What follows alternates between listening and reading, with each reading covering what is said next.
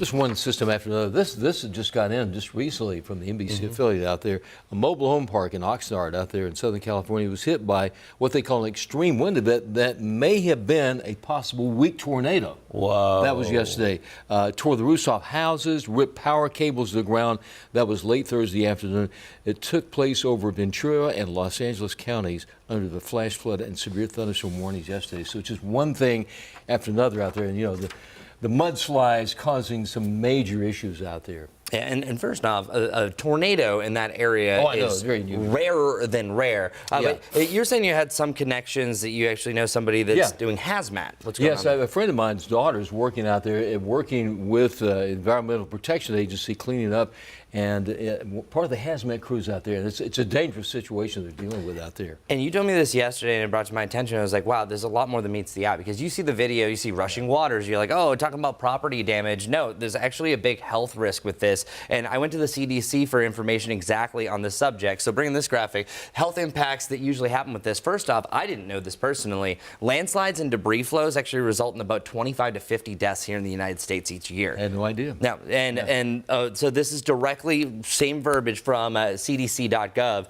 and they're saying that rapidly moving water also leads to trauma. Think about that. I think a lot of people in Helene are going to be dealing with this. Broken electrical, water, gas, sewage lines. Sewage is always a big issue for these flooding events. Maybe hurricane, just general rain, or this example here. And then also disruptive transit. And Helene victims had to deal with this, just the mountains. It's kind of the same type of setup there. There's a lot of different twists and turns. If you've ever been to the Big Sur up there, if certain things are blocked there, good luck. And it really can add up to an hour commute trying to get around certain things. So just the transport to some of these areas is that one gentleman was mentioning, hey, I'm worried that we're going to be stuck here. We're going to be blocked off. There's only a few highways around all of Right, right. Yeah, my friend's daughter, wearing hazmat, said that the mudslides, when you're walking in that area with the mudslides, it's like ice. And they're dealing with that danger, in addition to all the obstacles from the houses, the metal, the glass, and all that. Terrible. They can't get a break. I lived there for 18 years. Oh, that's right, you're right. Yep. Oh, you know this well. We should have had you. I don't. Well, I learned something about the debris and people really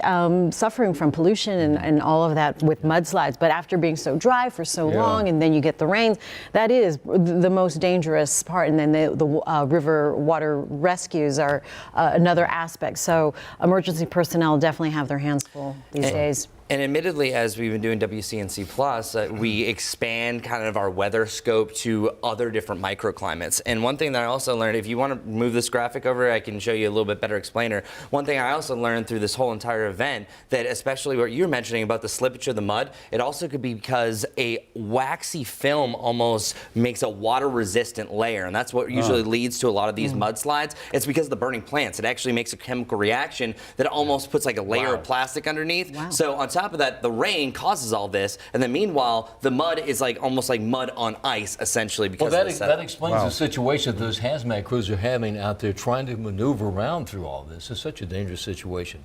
So interesting, the science behind what's happening and why it's happening. Raising your weather IQ every day here on WCNC Plus. Appreciate that.